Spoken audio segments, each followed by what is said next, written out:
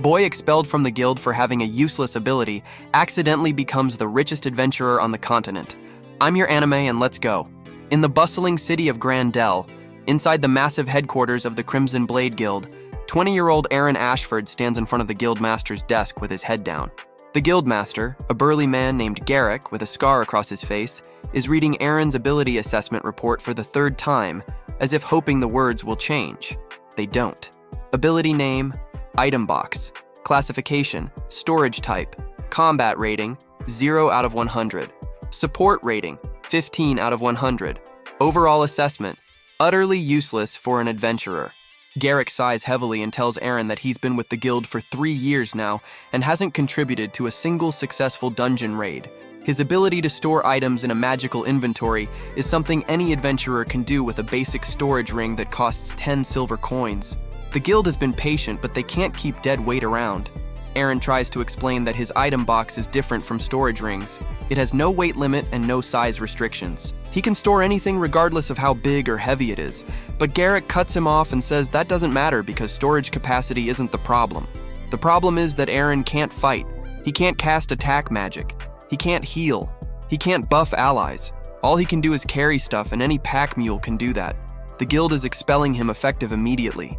Eren's heart sinks. He's been an adventurer since he was 17. It's the only life he knows. His parents died when he was young and the guild has been his family. But now that family is kicking him out. He asks if there's anything he can do to prove his worth, but Garrick shakes his head. The decision is final.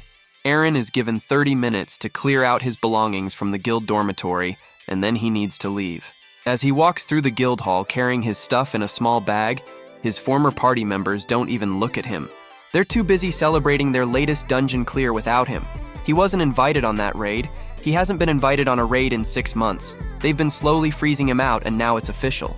He's no longer an adventurer. Eren finds himself standing in the street outside the guild with nowhere to go and barely any money. He has 3 gold coins to his name, which sounds like a lot until you realize that a decent inn costs 5 silver per night, and there are 100 silver in a gold coin. He has enough money for 60 days if he's extremely frugal. After that, he'll be homeless. He needs to find work fast, but what can he do? His only skill is storing things in his item box. He walks aimlessly through the market district trying to think of options. He could become a porter for merchant caravans, but that pays barely anything. He could work in a warehouse, but again, terrible pay. He's starting to panic when he overhears a conversation between 2 merchants. One of them is complaining about losing a fortune because his shipment of ice crystals melted before reaching the desert city of Karath. Ice crystals are magical items that stay frozen in normal storage, but they melt within 3 days, even in preservation boxes. The merchant says he lost 40,000 gold coins on that shipment.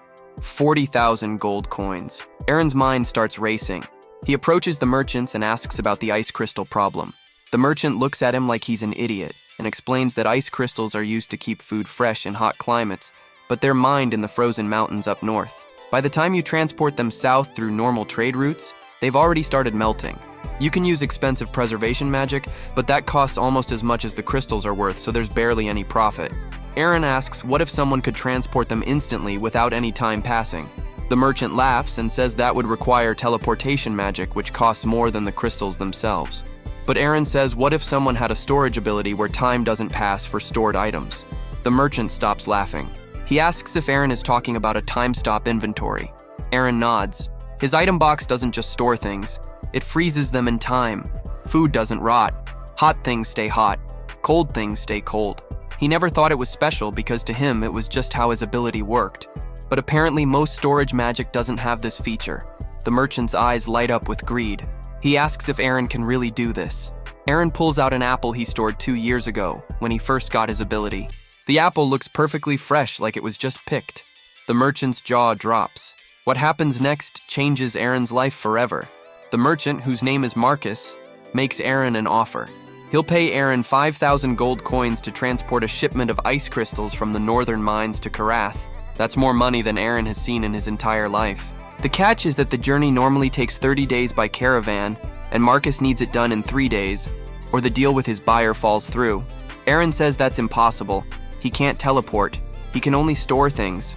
Marcus grins and says he's already thought of that. There's an express mail service that uses wind magic to transport urgent packages. They can get a person from here to Karath in 2 days for 50 gold coins. Eren can take the express service, pick up the crystals at the northern mine, which is only a day's journey from here, store them in his item box, take the express service to Karath, and deliver them perfectly frozen. Total time, 3 days. Total cost, 100 gold coins for travel. Total profit for Eren, 4,900 gold coins. Eren's hands are shaking as he agrees to the deal. Marcus writes up a contract and they both sign it. Just like that, Eren goes from broke and expelled to having a legitimate business opportunity. He takes the 50 gold coins Marcus gives him as an advance and books passage on the Wind Express to the northern mines. The journey is terrifying because the wind mages literally create a tornado that carries passengers at incredible speeds. Eren throws up twice, but he makes it to the mining town of Frost Peak in 18 hours. He meets the mine supervisor who has the ice crystals ready. There are 50 crates of them, each crate weighing about 200 pounds. The supervisor asks where Eren's transport caravan is. Eren smiles and says he doesn't need one. He touches the first crate, and it vanishes into his item box. The supervisor's eyes go wide. Eren proceeds to store all 50 crates in less than 5 minutes. The supervisor is speechless. He's never seen anything like it. Eren thanks him and heads back to catch the Wind Express to Karath. Another terrifying journey, but he arrives in the desert city exactly 48 hours after leaving Grandel. He meets Marcus's buyer, a wealthy merchant named Rashid, who owns a chain of restaurants. Eren unstores all 50 crates in Rashid's warehouse. When Rashid opens a crate and sees perfectly frozen ice crystals without a single drop of melting, he actually tears up. He says these are the finest ice crystals he's ever received. He pays Marcus's company, and Marcus immediately transfers 5,000 gold coins to Eren's account. Eren stares at his guild card, which functions as a bank card, showing a balance of 5,003 gold coins. He's rich. He's actually rich. And he did it with his supposedly useless ability. Word spreads fast in the merchant community. Within a week, Eren has 3 more offers. A merchant wants him to transport fresh seafood from the coast to the inland capital. The journey usually takes 5 days, and the fish spoils after 3 even with ice. But Eren can store the fish the moment it's caught and deliver it to the capital in 2 days using express travel. The fish arrives so fresh that customers think it was caught locally. The merchant is amazed and pays Eren 3,000 gold coins. The second job involves transporting delicate glassware from a famous artisan to a noble collector. The artisan has lost fortunes to broken shipments. Normal transport carts jostle and shake over rough roads. Even with careful packing, at least 20% of pieces break. But Eren's item box doesn't jostle. Items stored are in complete stasis. He transports 500 pieces of handcrafted glass and delivers all 500 intact. The artisan actually cries with joy. He's been in business for 30 years, and this is the first time a shipment arrived with 0 damage. He pays Eren 4,000 gold coins and promises to recommend him to every artisan he knows. The third job is tricky. A merchant wants to transport medicinal herbs from the mountains to the capital. These herbs lose their healing properties within 72 hours of being harvested. The mountain harvest site is 4 days away by normal travel. By the time regular merchants get the herbs to market, they're worthless. But Eren can solve this. He travels to the mountain, stores the herbs immediately after harvest, and delivers them to the capital 2 days later. When tested, the herbs have full potency as if they were just picked. The merchant is stunned. These herbs sell for 10 times the price when fresh. He pays Eren 5,000 gold coins and signs a contract for monthly deliveries. Just like that, Eren makes 12,000 gold coins in 2 weeks. He's now wealthier than most veteran adventurers who risk their lives in dungeons, but he's not satisfied yet. He's proving that his ability isn't useless. He's proving that the guild was wrong to expel him. Each successful delivery adds to his reputation. Merchants start seeking him out instead of him looking for work. Within a month, he has more jobs than he can handle alone. He needs to scale his operation, but there's a problem. His item box is unique to him. He can't exactly hire other people with the same ability because they don't exist. He needs to think bigger. He rents a small office in the merchant district and officially registers as a transport specialist. He calls his service Timeless Delivery with the slogan, "Your goods arrive exactly as they left." He hires an assistant named Clara, a young woman with excellent organizational skills who was rejected from clerk positions for being too detail-oriented. Apparently asking too many questions about proper filing systems is a negative trait in the traditional business world. Eren thinks it's perfect for managing his growing list of contracts. Clara sets up a scheduling system handles client communications, and manages his finances. She's worth every silver coin he pays her. Within 3 months, Eren's reputation has spread to 3 neighboring cities. He's transported frozen goods, fresh produce, live animals, fragile artwork, rare books, valuable gems, and even a small house. Yes, an entire house. A wealthy merchant wanted to move his vacation cottage from one estate to another, and Eren stored the whole building in his item box, then unstored it at the new location. The construction crews couldn't believe it. What would have taken weeks of careful dismantling and reconstruction happened in an afternoon. That job alone paid 20,000 gold coins. His business model evolves. He realizes he can offer premium rush services for urgent deliveries. A noble's daughter is getting married in 3 days, but her custom wedding dress is stuck in a city 8 days away by normal travel. The family is panicking. Eren charges 30,000 gold coins for emergency same-day delivery. He takes the Wind Express to the dressmaker's city, stores the dress, returns immediately, and delivers it with 20 hours to spare. The dress arrives without a single wrinkle. The noble family is so grateful they not only pay, but also introduce Eren to their entire social circle. His client base expands to include the aristocracy. Rich nobles don't care about price. They care about reliability and exclusivity. Eren provides both. He starts getting contracts for things like transporting royal gifts between kingdoms, moving priceless artifacts for museums, and delivering rare magical components for archmages. Each job adds to his wealth and reputation. Eren's wealth is growing faster than he can spend it. He upgrades from a small office to a full building. He hires assistants to handle scheduling and contracts. He's running a legitimate business empire, and he's only 20 years old. 6 months after being expelled from the Crimson Blade Guild, Eren returns to Grandel as a different person. He's wearing expensive clothes tailored by the best designers in the capital. He's carrying himself with confidence he never had before, and he's absolutely loaded with gold. He walks past the guild headquarters and doesn't even glance at it. He has better things to do. He's in town to meet with the Merchant Association about becoming a premium member. Premium membership costs 100,000 gold coins and grants access to exclusive contracts with royalty and international trade. Eren pays the fee without blinking. The association representative is shocked. Most merchants save for decades to afford premium membership. Eren did it in 6 months. During the membership ceremony, several guild members happened to be present because the Merchant Association building is connected to the Adventurers Guild. Eren's former party members see him and their jaws drop. Is that really Eren? The guy they kicked out for being useless? Why is he dressed like a noble? One of them, a warrior named Brad, approaches Eren and asks what he's doing here. Eren smiles politely and says he's joining the Merchant Association as a premium member. Brad laughs and says there's no way Eren has that kind of money. Eren pulls out his guild card and shows the balance. Brad's laughter dies in his throat. The card shows 327,000 gold coins. Brad's entire net worth is maybe 5,000. Eren has more money than Brad will earn in his entire lifetime. The other party members come over and suddenly they're all friendly. They're asking how he made his fortune. They're congratulating him. They're acting like they didn't completely ignore him when he was expelled. Eren remains polite, but cold. He answers their questions vaguely and excuses himself. He has a meeting with a princess about transporting royal artifacts. As he walks away, he hears them whispering. They can't believe the useless porter became richer than all of them combined. But Eren's success attracts unwanted attention. The Transport Guild, a powerful organization that has monopolized the shipping industry for decades, sees Eren as a threat. The Transport Guild has been the only major player in continental shipping for over 50 years. They've grown complacent, charging exorbitant fees and providing mediocre service because customers had no alternatives. Eren's appearance changes everything. His prices are 30% lower and his quality is 10 times better.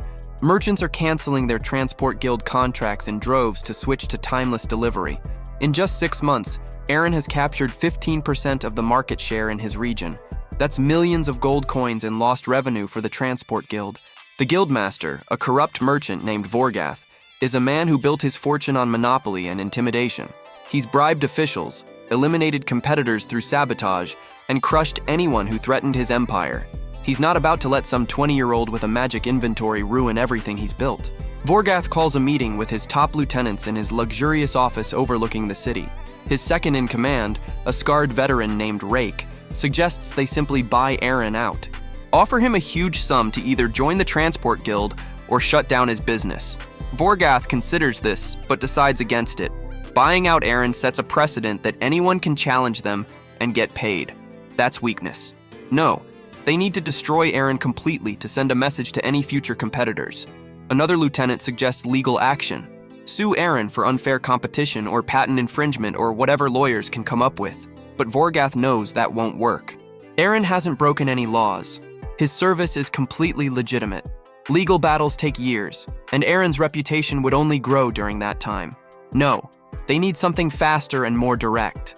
Vorgath decides on a multi-pronged attack. First, they'll destroy his reputation. Second, they'll disrupt his operations.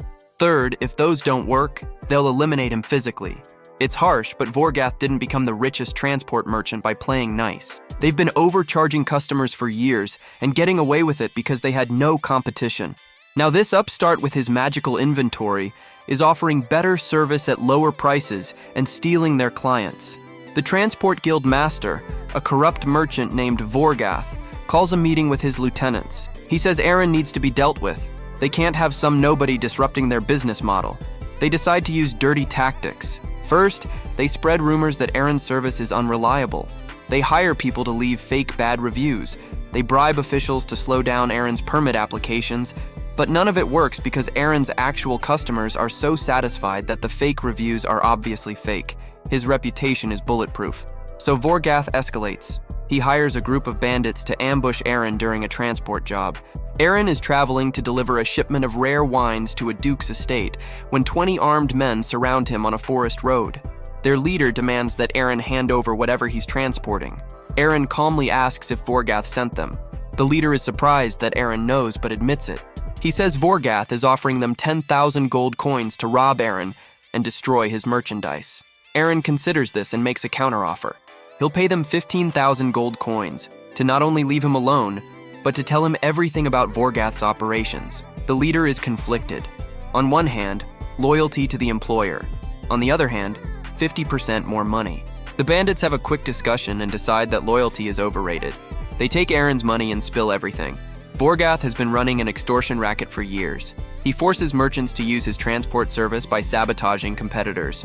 He's bribed city guards, tax officials, and even some guild members. He's essentially a crime lord masquerading as a legitimate businessman. Eren thanks the bandits and tells them to report back to Vorgath that the job was successful. He wants Vorgath to think he's won. Meanwhile, Eren takes all the information to the authorities, but he doesn't go to the local guards who are on Vorgath's payroll. He goes straight to the Royal Inspector's office, a special agency that investigates corruption. He presents evidence, sworn statements from the bandits, and his own testimony. The Royal Inspectors are very interested.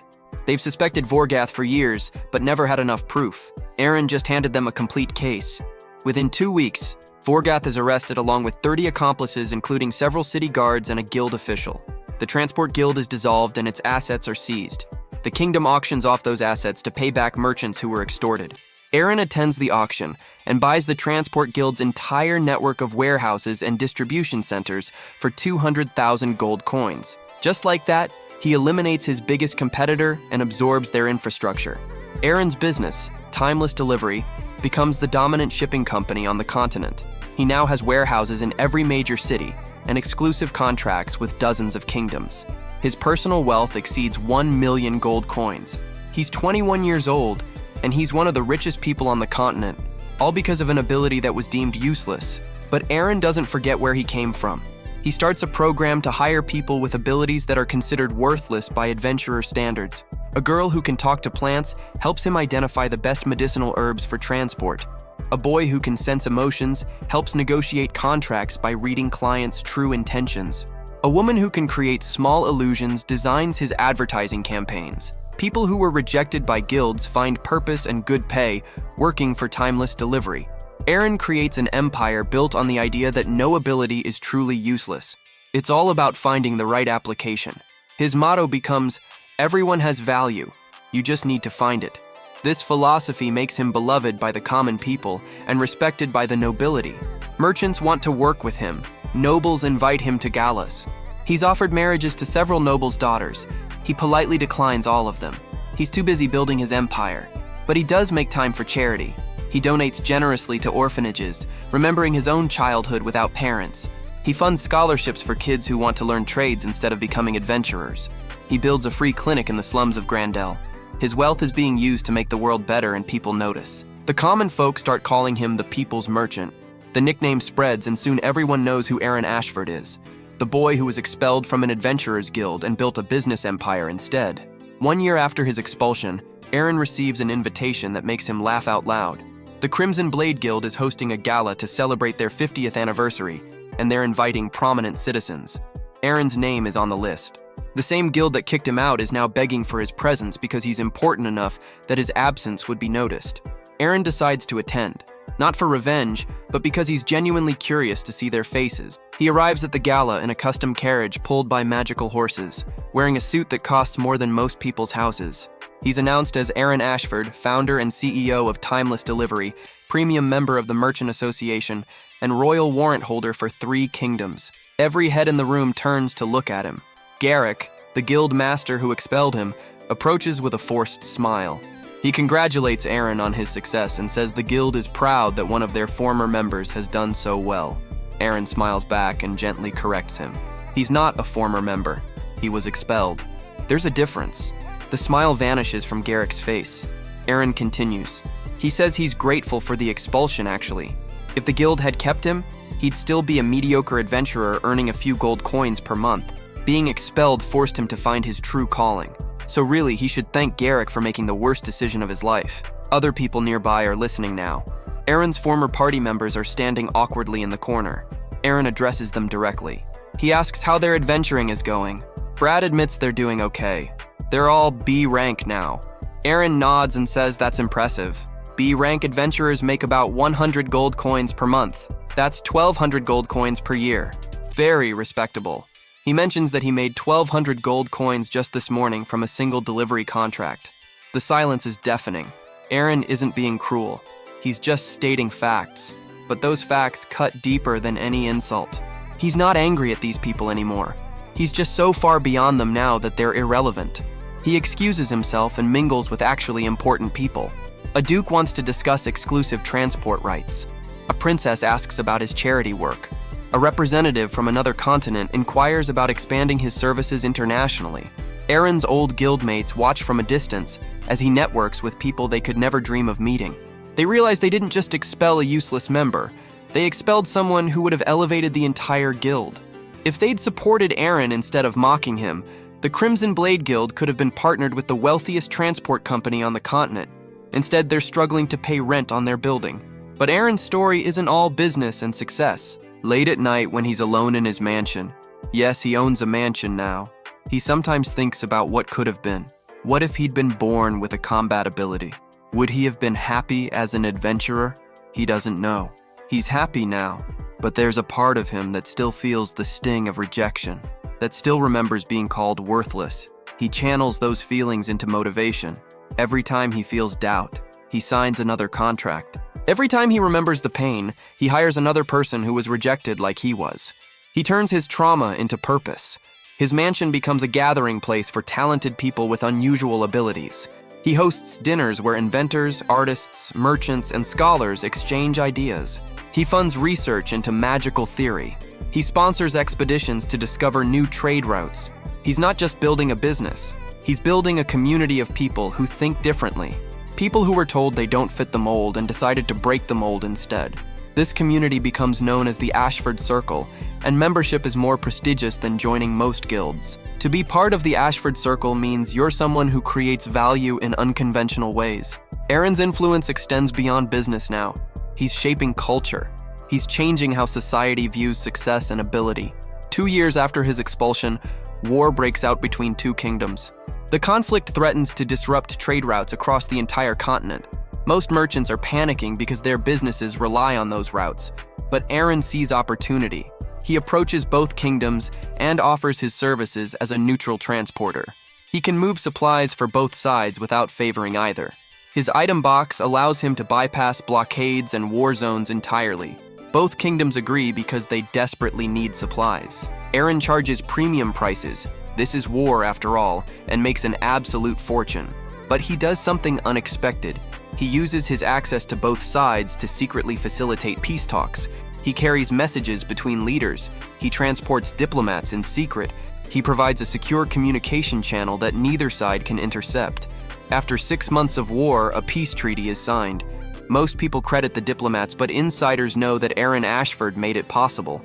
The kingdoms are so grateful that they grant him exclusive trading rights and noble titles. Eren becomes Lord Ashford, a noble without noble blood, the first commoner in 200 years to be granted nobility for civilian achievement rather than military service. He's now invited to royal courts.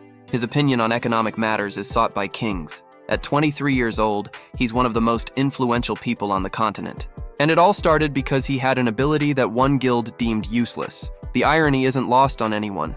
The Crimson Blade Guild, which expelled Eren, is now struggling financially. They've lost members and prestige. Meanwhile, former Guildmaster Garrick is forced to swallow his pride and request a meeting with Eren. He needs a loan to keep the guild running. Eren receives him in his office, a lavish room with expensive furniture and artwork worth more than the entire guild building. Garrick looks uncomfortable as he explains the situation. The guild made some bad investments. They lost several high-paying contracts. They're in debt. He asks if Eren would consider helping his old guild. Eren listens patiently and then asks a simple question. Why should he? Garrick stammers. He talks about old times, about how they're from the same city, about how helping the guild would be good for the community. Eren stops him. He says he'll help, but on his terms. He'll pay off the guild's debts completely. In exchange, the guild will become a subsidiary of Timeless Delivery. They'll focus on security escorts for high-value shipments. He'll rebrand them, train them properly, turn them into something useful. But Garrick will step down as guildmaster. The guild needs new leadership. Garrick is in no position to negotiate. He agrees to everything. Just like that, Eren acquires the guild that expelled him. He doesn't do it for revenge. He does it because the guild has good people who deserve better leadership. He appoints a new guildmaster, a retired adventurer known for fairness. He invests in better equipment and training. He creates partnerships with his merchant network to provide steady work. Within 6 months, the guild is profitable again. The members are loyal to Eren because he saved their careers. The renamed guild, now called Crimson Guard, becomes the premium security service for Timeless Delivery. Eren has turned his greatest failure into another success. He's also proven something important. He's not petty. He could have let the guild collapse. He could have gloated. Instead, he helped them because it was the right business decision. This maturity earns him even more respect. At 25 years old, Eren Ashford is sitting in his office reviewing reports when he gets an unexpected visitor. It's a young girl, maybe 17, with tears in her eyes. She says her name is Lily and she was just expelled from a guild for having a useless ability. She heard about Eren's story and she's asking if he'll help her. Eren looks at her ability assessment. Ability name, Thread Sense. She can detect and manipulate threads in fabric. Combat rating, 0. Support, rating, 5. Utterly useless for an adventurer. Eren smiles. He sees himself in her. He asks what she wants to do. She says she doesn't know. She just doesn't want to be worthless. Eren tells her she's not worthless. She has an ability that others don't. They just need to find the right application. He asks if she can detect threads in anything or just fabric. She says anything that has threads or fibers. Eren's mind starts working. He asks if that includes magical threads, the ones that connect enchantments to objects. She says she's never tried, but maybe? Eren gets excited. If she can detect magical threads, she could identify cursed items, find hidden enchantments, and potentially disarm magical traps. That's incredibly valuable. He offers her a job. She'll work for his company as an enchantment specialist. He'll pay for her training with expert mages. He'll give her a salary of 50 gold coins per month to start, more than most adventurers make. Lily starts crying again, but this time from relief and joy. Eren knows that feeling. He remembers the moment Marcus gave him his first job, the moment someone saw value in him when everyone else saw nothing. He's determined to be that person for as many people as possible. Over the next few years, Eren builds an entire division of his company dedicated to employing people with unusual abilities. He has over 200 employees now, most of them rejected by guilds. Each one has found their niche. The boy who can change colors helps with quality control for dyed fabrics. The girl who can hear heartbeats works in medical transport. The man who can sense temperature changes helps with cold storage management. Eren has proven beyond any doubt that there's no such thing as a useless ability, only lazy thinking. At 30 years old, Eren Ashford is the wealthiest self-made person on the continent. His net worth is estimated at over 10 million gold coins. He owns properties in every major city. He has exclusive contracts with 50 kingdoms. His company employs over 5,000 people directly and supports tens of thousands more indirectly through trade. He's achieved everything he could have dreamed of and more, but he's not done. He establishes the Ashford Foundation, a charitable organization with an endowment of 1 million gold coins. The foundation's mission is to help people who don't fit traditional molds. They provide vocational training for people with unusual abilities. They offer small business loans to entrepreneurs who can't get funding elsewhere. They sponsor research into unconventional uses of magic. Eren wants to create a world where what happened to him, being rejected and labeled worthless, happens to fewer people. The foundation becomes his legacy project. He spends more time on it than on his business because the business runs itself now. He has excellent managers and a solid structure. But the foundation is personal. It's about changing the system that hurt him. One day, Eren is giving a speech at the Foundation's annual gala when he sees someone in the audience that surprises him. It's Garrick, his old guild master. After the speech, Garrick approaches and asks if they can talk. They sit in a quiet corner and Garrick says something Eren never expected. He apologizes. He says he spent years regretting his decision to expel Eren. He was short-sighted and stupid. He judged Eren's worth purely on combat ability and missed the bigger picture. He says he's learned from that mistake and has been trying to be a better judge of character since. Eren is quiet for a moment. Then he says he forgave Garrick years ago. He's not angry anymore. Actually, he's grateful. Being expelled was the best thing that happened to him. It forced him to forge his own path. If he'd stayed in the guild, he'd never have discovered his true potential. Garrick asks if they can be friends now. Eren smiles and says they can be friendly, but they'll never be friends. Too much has happened. But he respects that Garrick apologized, and that's enough. They shake hands and part ways. Eren feels a weight lift from his shoulders. He's finally let go of the last bit of resentment. He's at peace with his past. The story spreads across the continent. The tale of the boy who was expelled from a guild for being useless and became the richest adventurer, former adventurer, on the continent. It becomes an inspiration to everyone who's been told they're not good enough. Parents tell their children about Eren Ashford when they face rejection. Teachers use his story to motivate students with unusual talents. He becomes a legend not for slaying dragons or saving kingdoms through combat, though he kind of saved kingdoms through his peace negotiations, but for proving that success comes in many forms. The adventurers' guilds start changing their policies. They begin evaluating members on potential contribution rather than just combat ability. They create support roles for people with non-combat abilities. The entire system evolves because one person refused to accept that he was worthless. Eren watches these changes with satisfaction. He's not just rich, he's changed society. At 35, Eren decides to write a book about his experiences. He titles it, No Useless Abilities, Only Useless Thinking. The book becomes an instant bestseller. In it, he details his journey from expelled guild member to business tycoon. He shares lessons about finding value in unexpected places. He talks about the importance of perseverance and self-belief. He includes interviews with his employees, people who were rejected like him and found success in his company. The book inspires a generation. Thousands of people with unusual abilities come forward and find their niches. New businesses are created around unconventional magic. The economy flourishes as untapped human potential is finally utilized. Eren's impact extends far beyond his own success. He's created a ripple effect that will last for generations. At 40, Eren starts thinking about succession. He's not married and has no children. Who will inherit his empire? He decides to do something radical. He establishes a trust that will own his company after he's gone. The trust's board will be composed of people who started with nothing and built themselves up. The company will continue to operate with its mission of employing people with unusual abilities. Any profits beyond operational costs and employee compensation will go to the Ashford Foundation. Essentially, he's ensuring that his wealth will be used to help people forever, not just during his lifetime. This decision cements his reputation as not just a successful businessman, but a true philanthropist. Historians will later write that Eren Ashford was one of the most influential people of his era, not because he had great power, but because he used modest power in extraordinary ways. His item box ability, which seemed useless, changed the world because he refused to accept limitations. He saw possibilities where others saw none.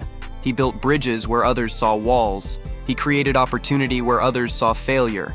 The boy who was expelled from a guild for being useless proved that usefulness is defined not by your abilities, but by what you do with them. Eren Ashford's story becomes required reading in schools. His name is synonymous with perseverance and innovation. Statues are erected in his honor. His company continues to thrive long after he's gone, still following his principles. The Ashford Foundation helps millions of people over the centuries, and it all started with a rejection, with being told he wasn't good enough. Eren took that pain and turned it into purpose. He took rejection and turned it into motivation. He took a useless ability and built an empire.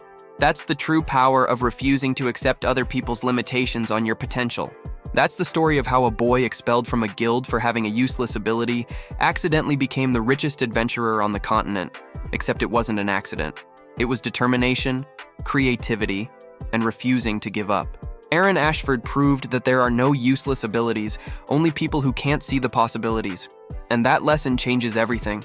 The reputation attack begins immediately. Vorgath hires dozens of people to pose as dissatisfied customers and spread false reviews about timeless delivery. They claim Eren lost their shipments, delivered damaged goods, or charged hidden fees. The fake reviews flood message boards and merchant guild halls. For a few days, Eren notices a decline in new contracts. Potential clients are hesitant after hearing these complaints. But Eren is smart. He implements a verification system where every delivery requires a signed receipt with detailed condition reports and customer satisfaction ratings. He then publishes these genuine reviews publicly. His actual customers, who are overwhelmingly satisfied, start defending him. A prominent silk merchant named Helena stands up at a merchant association meeting and calls out the fake reviews directly.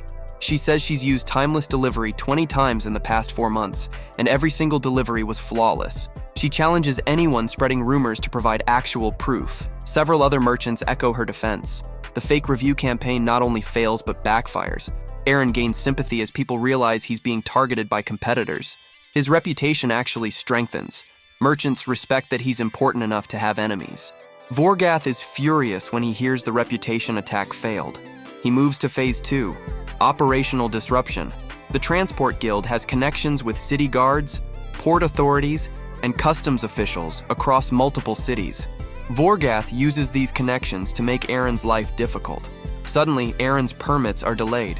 His express travel bookings are mysteriously canceled. Customs inspections take 3 times longer than normal. Warehouses he rented are suddenly unavailable due to fabricated safety violations. It's death by 1,000 cuts. Each obstacle is small enough to seem like bad luck, but together, they seriously hamper his operations. Eren misses a delivery deadline for the first time. The client is understanding, but word spreads that timeless delivery isn't so reliable after all. Eren knows this isn't coincidence. Someone is sabotaging him systematically. He hires a private investigator, a retired city guard named Marcus, who has no love for corruption. Marcus digs into the pattern of obstacles and traces them back to officials who are on the Transport Guild's payroll. He provides Eren with documented evidence of bribery and abuse of authority. Eren now has proof, but he needs to be careful how he uses it. Going to local authorities won't work because those authorities are compromised. He needs to go higher. He requests a meeting with the Regional Commerce Inspector, a position created specifically to prevent monopolistic practices and corruption. The inspector, a stern woman named Lady Astrid, is known for her integrity and her hatred of corrupt merchants.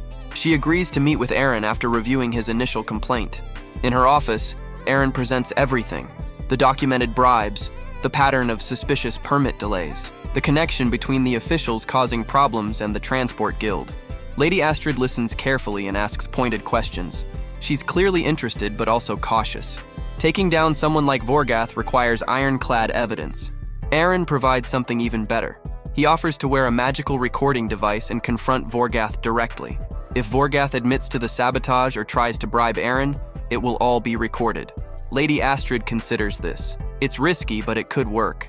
She agrees to the plan and provides Eren with the enchanted ring that records audio and video.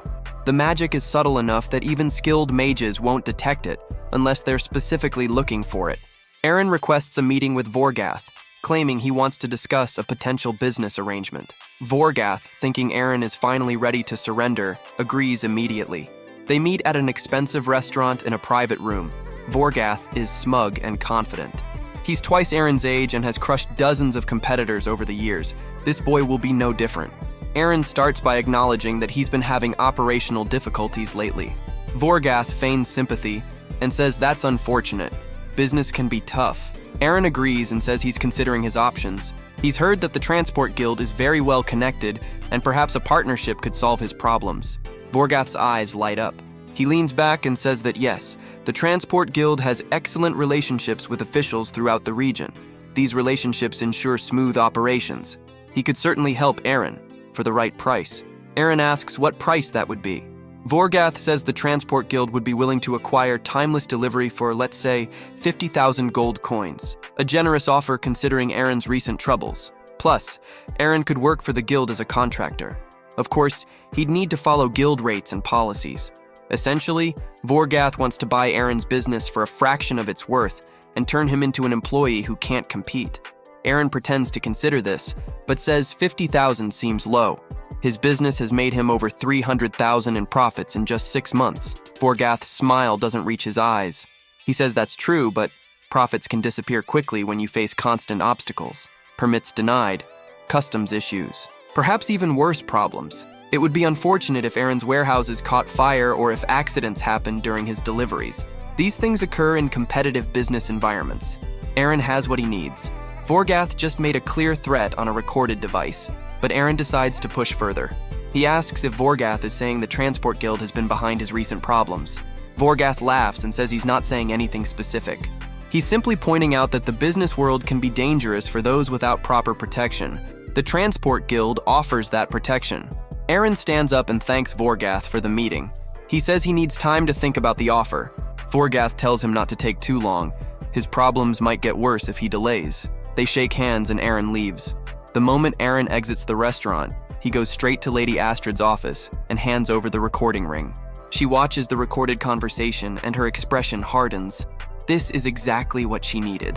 Vorgath not only admitted to sabotage, but made thinly veiled threats.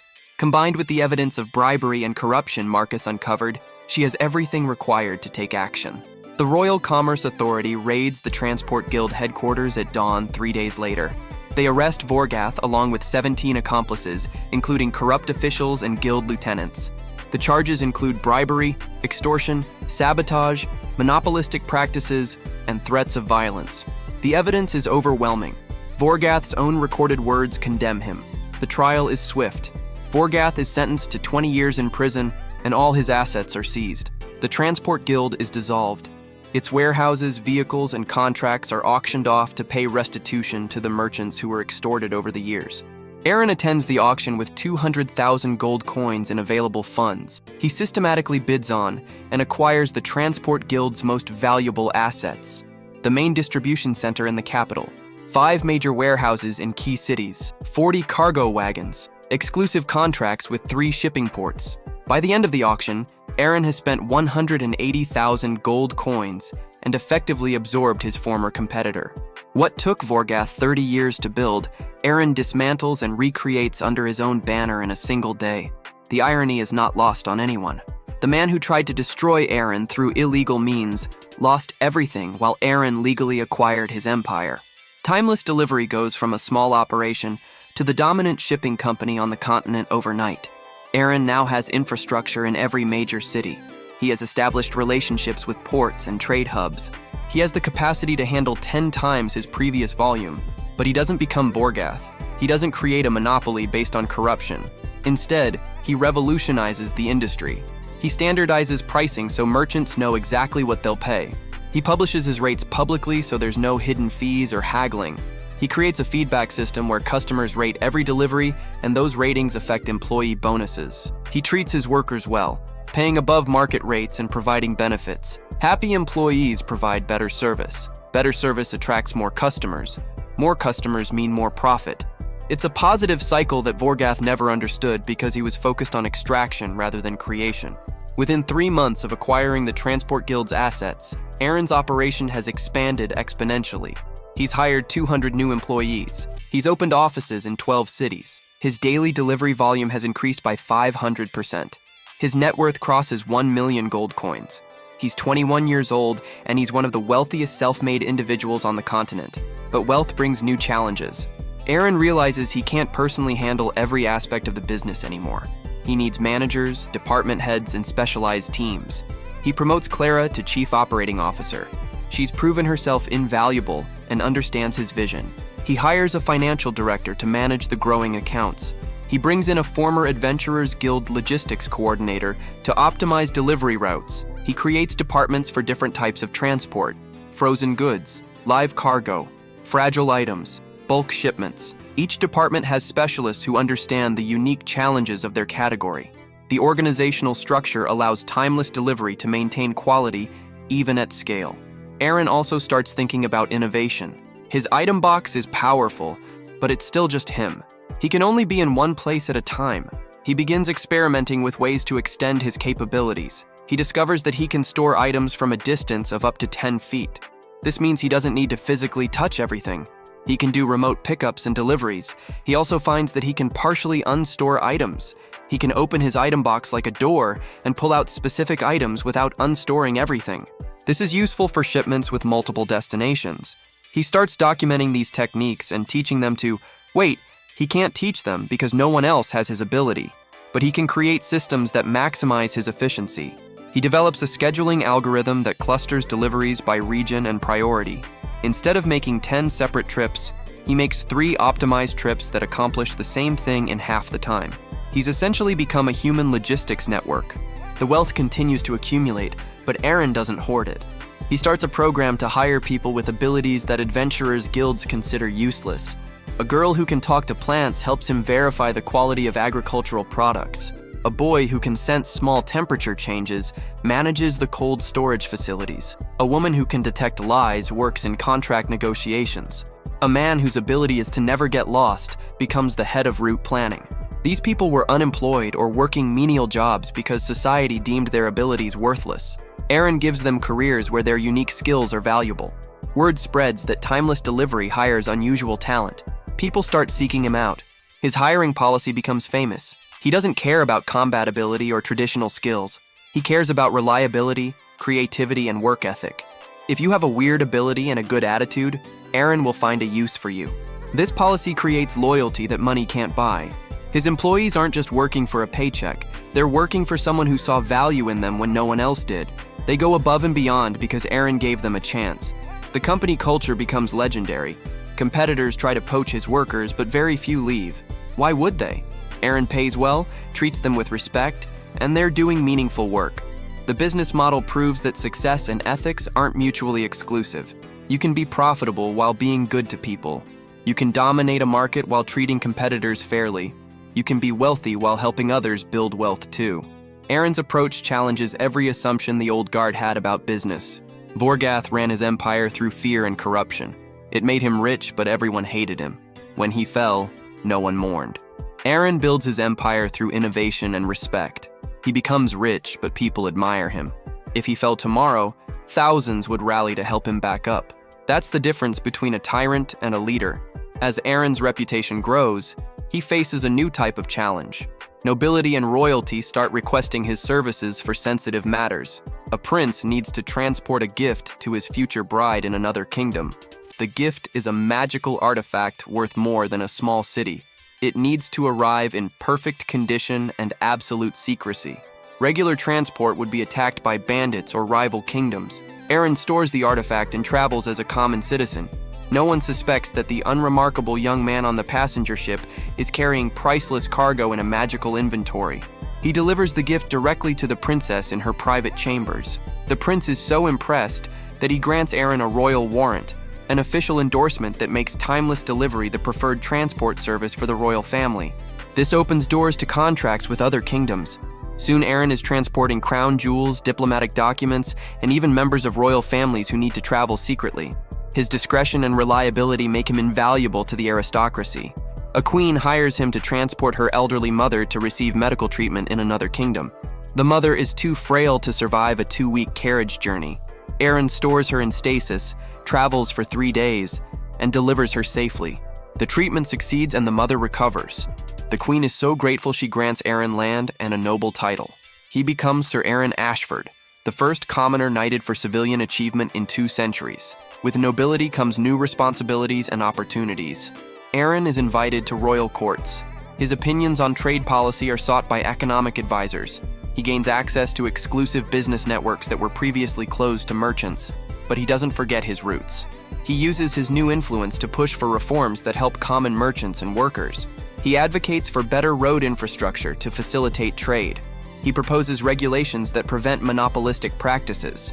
He funds trade schools where young people can learn logistics and business management. He's not just building wealth, he's building systems that will help others build wealth long after he's gone. His impact extends beyond his own business. The entire economic landscape of the continent is changing because of innovations he introduced. Other transport companies adopt his transparent pricing model because customers demand it. Warehouses improve their quality control to compete with his standards. The concept of customer satisfaction ratings becomes industry standard. Eren doesn't just succeed in business, he elevates the entire industry. At 22, Eren faces his biggest opportunity yet. Two kingdoms on the verge of war hire him as a neutral third party to facilitate peace negotiations. His reputation for fairness and his access to both royal courts make him uniquely positioned to help. The conflict started over a disputed border territory. Both kingdoms claim historical rights. Tensions have escalated to the point where armies are mobilizing. War seems inevitable. Hundreds of thousands could die. Eren doesn't want that blood on his conscience. He devises a plan. He offers to transport negotiators from both kingdoms to neutral ground for talks. More importantly, he transports evidence, historical documents, maps, and expert witnesses that can help resolve the dispute objectively. He ensures both sides have access to the same information. The negotiations are tense. Old grudges and pride get in the way of reason. But Eren does something unexpected. He uses his business network to show both kingdoms the economic cost of war. He presents data on trade that would be disrupted, businesses that would fail, and the generational debt that would result. He brings in merchants from both kingdoms who would lose their livelihoods. He brings in farmers whose fields would become battlegrounds. He makes the human cost of war undeniable. The aristocrats arguing over borderlines see the faces of common people who would suffer. Something shifts. The negotiators start looking for compromise instead of victory. After 2 weeks of intense talks, they reach an agreement. The disputed territory becomes a joint economic zone managed by both kingdoms. Trade flourishes there, and both sides benefit. War is averted. Lives are saved. Eren receives no official credit, but both kingdoms know who made peace possible. They grant him exclusive trading rights in their territories and promise to consult him on future disputes. He's become not just a wealthy merchant, but a diplomatic asset. The story spreads. The boy expelled from a guild for being useless helped prevent a war. His useless ability to store things ended up storing hope for peace. At 23, Eren's net worth exceeds 5 million gold coins. He owns properties in 20 cities. His company employs over 5,000 people.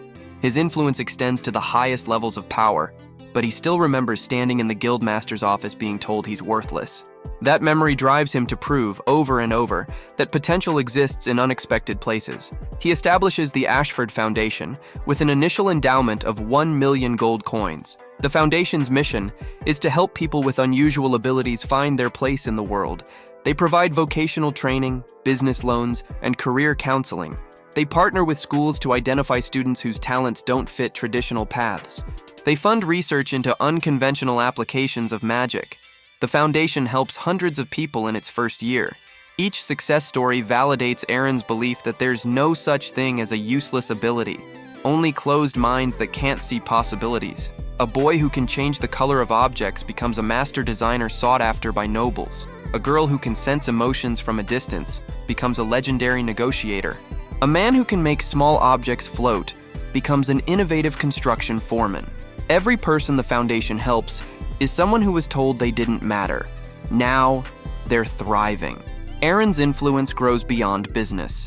He becomes a symbol of perseverance and innovation. Young people facing rejection look to his example for hope. Parents point to him when encouraging children with unusual talents. Teachers use his story in lessons about finding your path. His impact is cultural. He's changing how society views success and ability. The Adventurers Guild start changing too.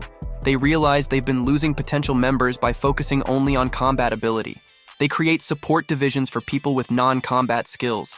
Healers, scouts, logistics coordinators, and negotiators become valued team members. Parties that were purely combat-focused now have diverse skill sets and are more successful. The entire adventuring industry evolves because one person refused to accept that his ability was useless. Guilds that adapt thrive. Those that cling to old thinking decline. Market forces prove Eren right. Diversity of abilities leads to better outcomes than narrow focus on combat power. At 25, Eren receives an invitation that completes his journey. The Crimson Blade Guild, the guild that expelled him, is celebrating their anniversary and inviting prominent citizens. He attends not for revenge, but out of curiosity. He wants to see how far he's come. Walking into the guild hall as a decorated knight and wealthy merchant, he's a completely different person than the uncertain boy who was kicked out 5 years ago. His former party members see him and can't hide their shock. They're still B-rank adventurers making modest incomes. He's a millionaire several times over. The guildmaster who expelled him approaches with forced politeness. Eren is cordial, but firm. He thanks the guildmaster for expelling him. It was the push he needed to find his true calling. If he'd stayed as a mediocre adventurer, he'd never have discovered his potential. The guildmaster doesn't know how to respond. Is it gratitude or rebuke? It's both. Eren has turned the worst moment of his life into his greatest motivation. That's power the guildmaster can't comprehend. Later that evening, Eren stands on the balcony watching the city lights. He thinks about the journey from broke and expelled to wealthy and respected. Every obstacle became an opportunity. Every closed door led to an open window. His so-called useless ability changed the world because he refused to believe the limitations others placed on him. And that's the real lesson of his story. Your worth isn't determined by what others think. It's determined by what you do with what you have. Eren had an ability to store things. He turned it into an empire. He had rejection and pain. He turned it into purpose. He had limitations. He turned them into innovations. The boy expelled from the guild for having a useless ability didn't accidentally become the richest adventurer on the continent. He deliberately built something extraordinary from what everyone else dismissed. And in doing so, he proved that the only truly useless thing is giving up. Years continue to pass, and Eren's legacy solidifies. At 30, he's considered one of the most influential people on the continent. His company has expanded to include not just transport, but also storage facilities, trade consulting, and economic development projects. He partners with kingdoms to build better roads and bridges. He invests in port improvements that benefit all traders. He funds research into better preservation magic that makes goods last longer. Every project strengthens the economic infrastructure of the entire continent. But Eren never forgets the personal touch. He still occasionally takes on simple deliveries himself, especially for people who remind him of his younger self. A struggling merchant who can't afford premium rates gets personal service from the founder. A family moving to a new city gets their belongings transported with care. An elderly woman who wants to send fresh-baked goods to her grandchildren across the continent receives them still warm. These acts of personal service don't make business sense, but they make human sense. They remind Eren why he started this journey, not for wealth or power, but because someone gave him a chance when others saw nothing but a useless ability. He pays that forward in countless small ways. His employees follow his example. Timeless delivery becomes famous not just for efficiency, but for caring about customers as individuals. A delivery person notices that an elderly client hasn't ordered anything in weeks and checks on them. They find the person is sick and arranges for food delivery. A warehouse worker sees a struggling artist shipping their work and offers them discounted rates. A logistics coordinator helps a refugee family navigate complex import regulations to bring family heirlooms into the country. These stories spread, and Timeless Delivery's reputation grows beyond mere competence into genuine affection. People don't just use the service because it's good. They use it because they trust it. Trust is worth more than gold in business. At 35, Eren faces mortality for the first time. He's injured in an accident when a magical transport device malfunctions. He's hospitalized for weeks, and during recovery he realizes he won't live forever. He needs to think about succession and legacy. He has no children and no interest in marriage despite numerous offers from noble families. His company is his child, and he needs to ensure it survives him. He creates a trust structure where the company will be owned by its employees after his death. Every worker receives shares based on their tenure and contribution. The board of directors will be elected by employees. Profits will be shared among workers with a portion going to the Ashford Foundation. He's essentially converting his company into a cooperative that will continue his mission long after he's gone. This decision shocks the business world. Most wealthy merchants pass their companies to children or sell them to the highest bidder. Eren is giving his billion gold coin empire to the people who helped build it. Economic scholars call it revolutionary. Workers call it the greatest employment benefit ever conceived. Overnight, every employee of Timeless Delivery becomes a partial owner. A warehouse worker who's been with the company for 10 years suddenly has an asset worth thousands of gold coins. A delivery driver who showed up every day for 5 years is now a shareholder. The security guard who worked night shifts for 3 years owns a piece of something bigger than themselves. The effect on company culture is immediate and profound. Workers don't just work for the company, they work for themselves. Quality improves, innovation accelerates. Employee turnover drops to near zero. Why would anyone leave a job where they own part of the company and share in its success? Other businesses watch in amazement as Timeless Delivery becomes even more profitable after giving away ownership. The conventional wisdom was that owners need to control workers to maintain efficiency. Eren proves that giving workers ownership makes them more dedicated than any oversight ever could. The model is studied in economics courses and business schools. It's called the Ashford model, and companies across the continent try to replicate it with varying success. The ones who understand that it's about genuine profit sharing and employee empowerment succeed. The ones who just go through the motions fail. You can't fake caring about your workers. At 40, Eren finally allows historians to write his biography. He's avoided publicity for years, preferring to let his work speak for itself.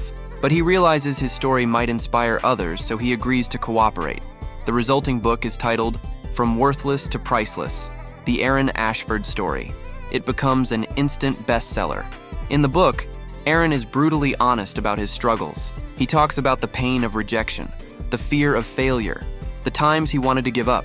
He shares his mistakes and wrong turns. He demystifies success by showing that it's not magic or destiny. It's persistence applied intelligently over time. Young people across the continent read the book and feel seen. They realize that the wealthy knight with the transport empire started exactly where they are, uncertain, rejected, and scared. If he could turn a useless ability into an empire, maybe they can turn their circumstances into something meaningful too. The book sparks a generation of entrepreneurs and innovators. People stop waiting for permission from guilds or institutions. They start creating their own opportunities. New businesses emerge that focus on unconventional solutions. The economic landscape diversifies as people explore possibilities that previous generations dismissed. Eren's legacy isn't just his company or his wealth. It's a mindset shift across an entire continent.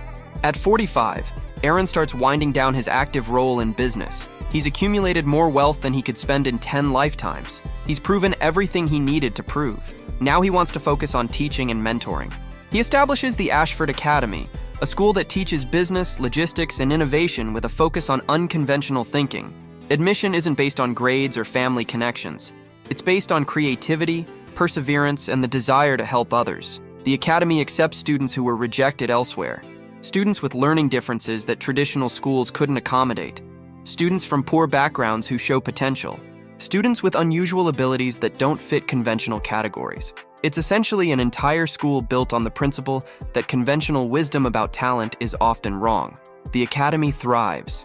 Graduates go on to start successful businesses, improve existing industries, and push boundaries. Many become wealthy. More importantly, all become contributors to society. They've learned that success isn't about being the strongest or most talented. It's about finding where your unique abilities create value and then executing relentlessly. Eren teaches a class at the academy himself, Introduction to Possibility Thinking. In it, he challenges students to identify abilities or resources they have that others dismiss. Then he helps them find applications. A student who can only levitate feathers learns to work in the luxury bedding industry. A student who can identify the age of any object becomes an antiques expert. A student who can create small bursts of cold air revolutionizes beverage service in hot climates. Every student leaves his class understanding that limitations are often just lack of imagination. At 50, Eren is considered an elder statesman of commerce. His advice is sought on international trade disputes. His foundation has helped over 10,000 people find meaningful careers. His company operates in 40 countries and employs 50,000 people. His personal wealth is estimated at over 20 million gold coins, though he lives modestly. He reflects on the journey and realizes something profound. He's grateful for being expelled from the Crimson Blade Guild. That rejection was the best thing that ever happened to him. It forced him to stop trying to fit into someone else's definition of success and create his own. If the guild had kept him, he'd be a mediocre B-rank adventurer now, proud of small dungeon clears and modest earnings. Instead, he changed the world. He proved that there are no useless abilities. He built systems that will help people for generations. He showed that you don't need to be chosen by others to choose yourself. The story of the boy expelled from the guild for having a useless ability who accidentally became the richest adventurer on the continent ends not with him counting gold, but with him teaching the next generation. Because the real wealth isn't in the coins. It's in the lives changed, the possibilities opened, and the proof that anyone dismissed as useless can become priceless. That's the legacy of Eren Ashford. Not a fortune, but a philosophy. Not an empire, but an example. Not a destination, but a path that others can follow. And every person who was told they were worthless and then found their worth adds another chapter to his story. The story continues because rejection isn't the end. It's often the beginning of something better.